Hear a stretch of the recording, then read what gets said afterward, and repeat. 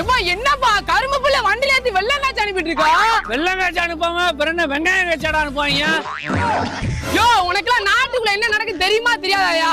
நீ யாட்டு காட்டுக்குள்ள வந்து உட்கார்ந்து பண்ணி ஓட்டுறது கட்டாண்டி ஓட்டுறது தெரிஞ்சுக்கிறதுனா உனக்குலாம் எப்படியா நாட்டு நடப்பு தெரியும்?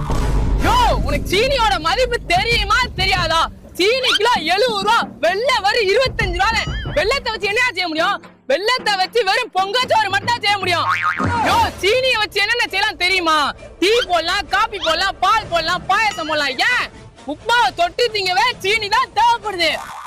அப்படிப்பட்ட கரும்ப சீனி பேட்டரிக்கு அனுப்பாம வெள்ளம் பேட்டரிக்கு அனுப்பினா கையில சூப்பிக்கிட்டு இருப்பா. என்னதான் சீனியை கிலோ 100 ரூபாய் 200 ரூபாய்க்கு வெளியே ரேட் ஏத்தினாலும் நம்மள மாதிரி விவசாயி கிட்ட வந்து எடுக்கும் போது 25 ரூபாய்க்கு தான் எடுப்பாங்க. அதான்டா இந்த விவசாயத்தோட நிலைமை. அதை நீ நல்லா புரிஞ்சுக்கோ. இந்த பாராமான இந்த நாட்டுல ஆக்குறவனோட அழிக்கிறவனுக்கு தான்டா பவர் அதிகம். அதை நீ நல்லா புரிஞ்சுக்கோ. இந்த பாராமா